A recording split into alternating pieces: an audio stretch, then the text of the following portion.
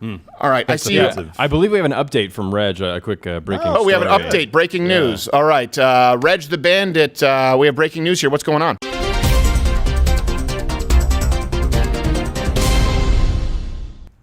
Yeah, so I think you're going to want to watch this. Georgia has just held a press conference, and the Georgia Secretary of State made a pretty big announcement regarding a presidential race. I think we can cue it up here. Okay, let me know. Do we guys have it? Are we ready? Can we cue it? This is the Georgia. This is the governor you just said, Reg the Bandit? Secretary of State. The Secretary of State. Secretary of State, but it's a man, right? It's a male secretary? Yes, hey. Correct. Starting off weak, but let's watch. Subject of the RLA. At that time, I will designate that the RLA will be the presidential race.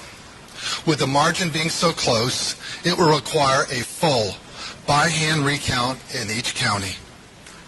This will help build confidence. It will be an audit, a recount, and a recanvass all at once.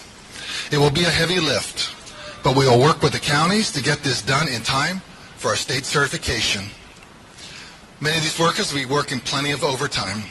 Wow. Wow. It cut out, but that is remarkable. Yeah. We talked about this early on in the show. You said Pennsylvania. I said I think Georgia, because Georgia, Listen, there are enough issues you're not in right Georgia. yet. There are enough issues in Georgia, and it's a really close margin. Yeah. I think it's an uphill battle with Pennsylvania and the corruption. I think Reg the Bandit, is there something else that we need to know, Reg the Bandit? No, I mean, I just think that's pretty huge that they're going to conduct a hand recount of the presidential race. And so I think that, you know, that's what I was thinking. You know, you said at the beginning of the show that something needs to flip soon. Probably Georgia. It looks like that may happen.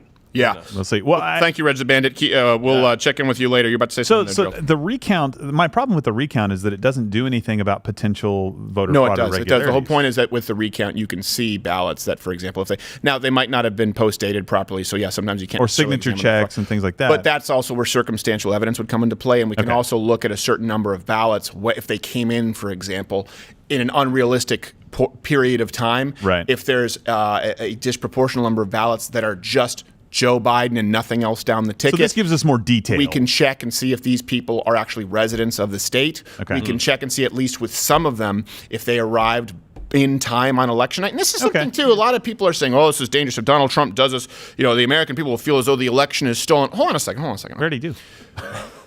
Let's go through this. What are you mad about? Well, maybe that my vote wouldn't count. Okay, so you think your vote should count? Yes. I understand it. So let's say you hate Donald Trump, and let's say we go through these and we toss out some votes, and you want to make sure that your vote counts. Well, how do you know that your vote counts?